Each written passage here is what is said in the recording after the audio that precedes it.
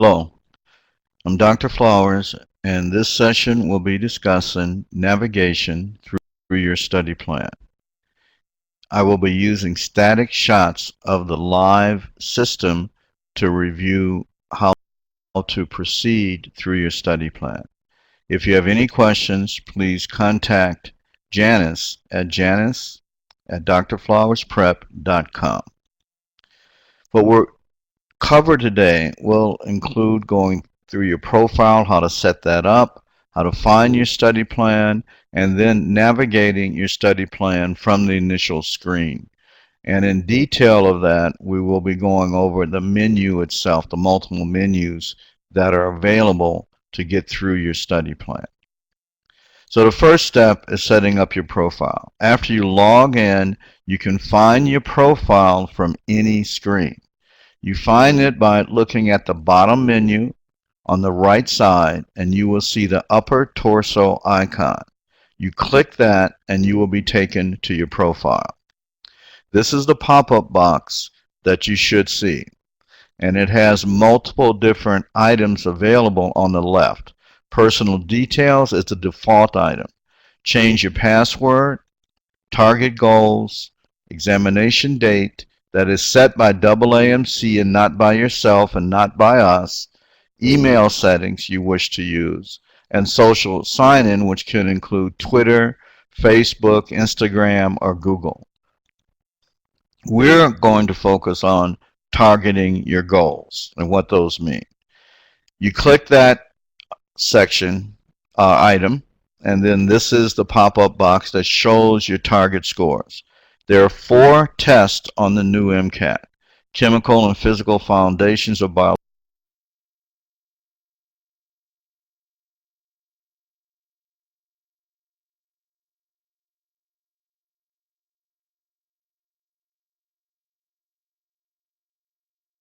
biological systems, critical analysis and reasoning skills, biological foundations of living systems, and psychological, social, and biological foundations of behavior. These are the 4 subtests.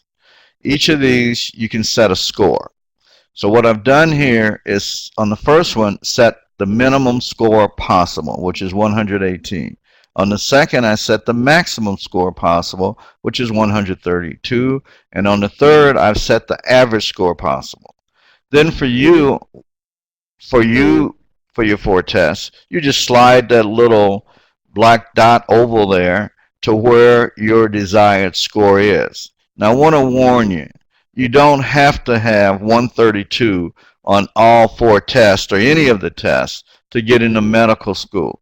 You need to be smart on what you know, what you want to, where you want to go, what those schools want for the scores, or what their average scores are. And right now, early in the process, nobody knows. So it's going to take years for medical schools and AAMC to determine how students are doing on these tests. They have some information, but most of it is going to come in the next several years or so.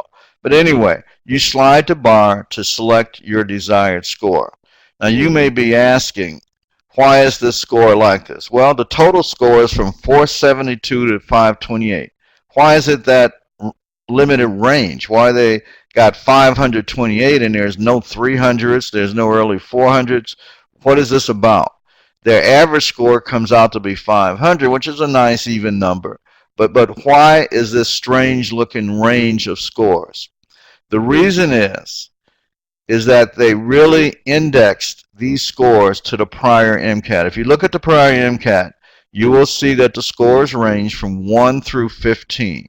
And then if you set the 1 on the prior MCAT equal to 118, and the 15 on the prior MCAT equal to 132, you will have the same range that they have that I showed you, 118 to 132. Now, why would they do this? They did this because they state they have a new MCAT and they want it to look like a new MCAT. And one way of doing that is to have a different score. But the fact is, the range and how it can be interpreted using the 1 to 15.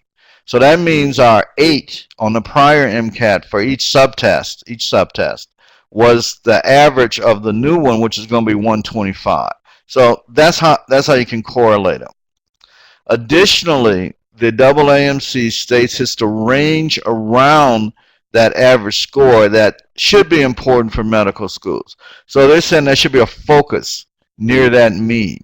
That studies have shown that students around this average score can do well and do well in medical school. But the final decision, in my estimation, is going to be what the medical schools say and do by who they admit and don't admit, and only time will determine this. So why do we use it? We use it so you can monitor your progress in the My Stats section, which will be discussed in a different session. So this will be used to help you monitor how you're progressing towards your goals on the medical college admissions test. Let's start by finding your study plan. That's the first thing you do is that profile. But now let's just make sure you know how to find your study plan. When you open up your system, it will go to this default screen or some default screen similar to it. It doesn't make any difference which one it goes to. There will be a top menu as shown and a bottom menu as shown on every screen. This is for navigation purposes. So to get to your study plan, it's found on the bottom screen, on the bottom menu on the left, and you click that and you will be taken to your study plan. So let's click it, and now we're at your study plan. Now, it won't look like your study plan because I just use this for my study plan and I'm not doing what I'm supposed to be doing. So yours will look a little bit different, but the overall structure will be the same. So what we have here is the bottom and top menus as I showed you last time. And you will have the calendar date as shown. You will have also what study plan you have, and that's in that bottom circle. In this case, it's the subject review series for psychology and sociology. There's also a pause button there, which is a hyperlink button. This allows you to pause your study plan. There may be many reasons why you would want to pause your study plan. And if one of them pops up, you click that pause button and your study plan will stop its sequence. You can also pause your study plan under Edit Settings, which I will discuss in a moment. Once you click the pause button, it will change to the restart button. So when you want to restart your study plan, you would go to the same location, click the restart study plan, and it will restart from where you left off. Additionally here, there's some data about your study plan. The first little box here is our funny little professor with a little message to you. This is basically one of those dunning message. You know, dun is from the 17th century, a verb to demand payment of your debt. Well, your debt here is getting through this study plan.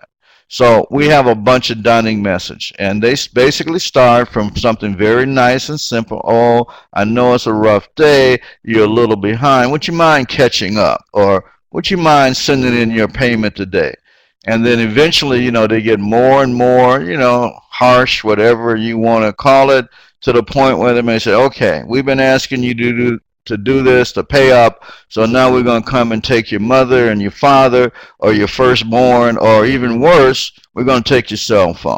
You know, so for me, I'm at the point where he's a little upset, the color's changed, and it's saying, look, you're just going to flunk out, okay? So this is hopefully to give you a little motivation as you go through. You don't want to get to the point that I have here, okay? So let's look at what's on here. Total hours that you've been on. If you don't put the hours in, don't expect to do well unless you're just extraordinarily smart, which probably wouldn't need to take this course anyway if you were. Average time spent per day. The recommended time spent per day. Now, this is a minimal recommended time. Many people will have to spend more than this, because this recommended time presumes that you have already studied all these subjects, that you have done pretty good on them, and you just need a tidying up, a freshening up. So that should really be the minimal time that you spend per day. So that means you have to plan for this very carefully. The next thing is your study plan progress. This shows how much of your task you've completed, and then the days to the exam. So you can correlate, well, I've only 20% through, but I got 125 days left, so I do have time to get through this. And also important for Janice is getting the days left on the prescription. If you're running out of time, get hold of her, and then she will work out this for you.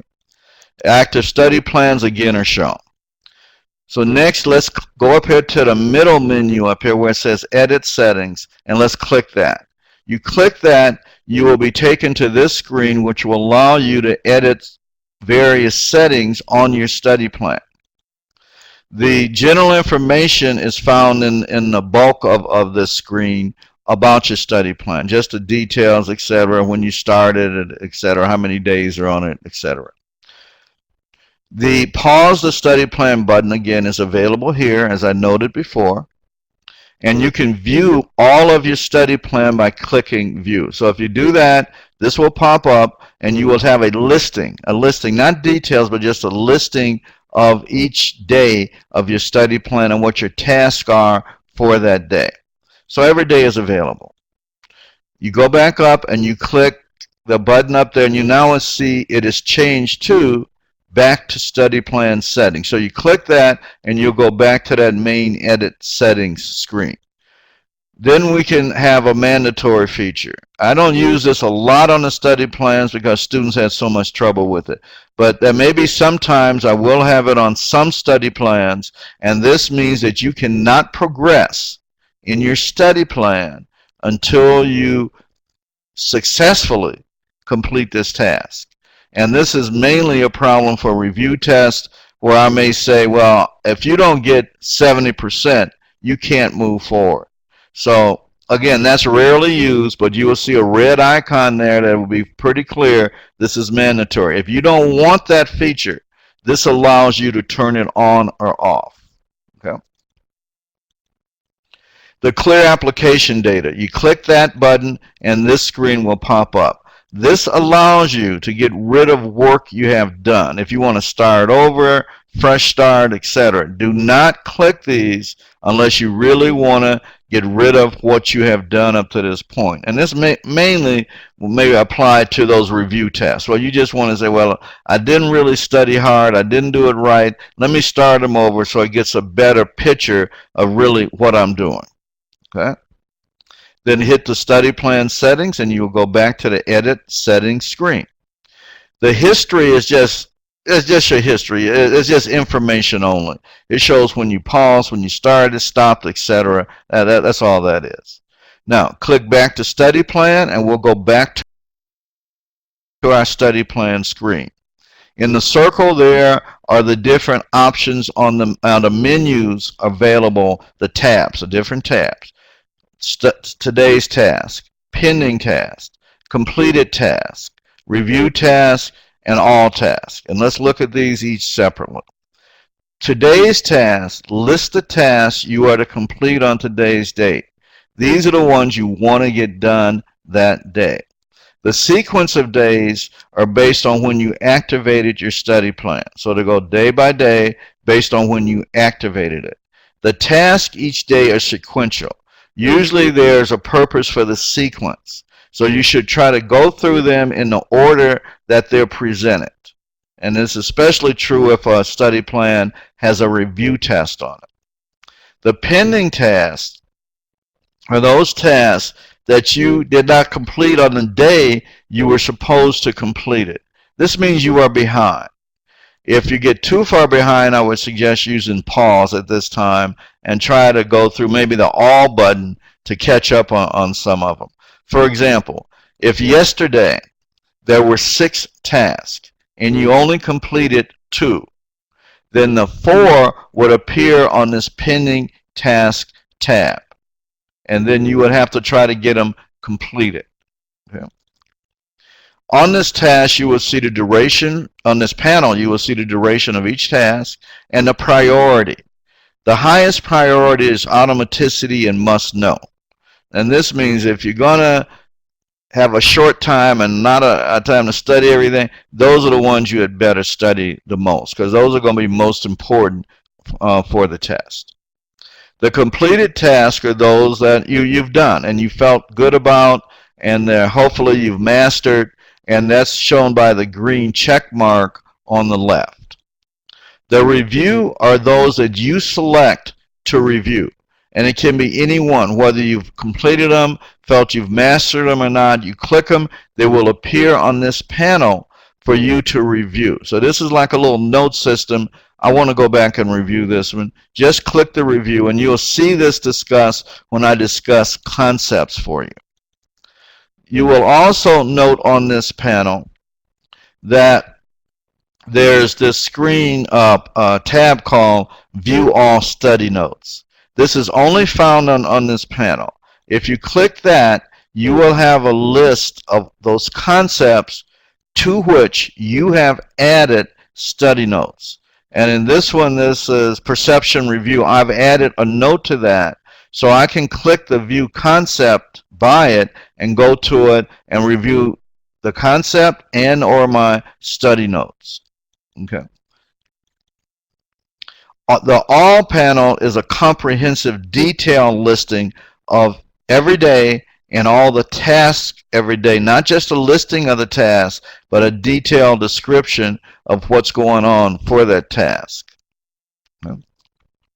So this is all of them. And it also shows ones you've completed. That little check mark will be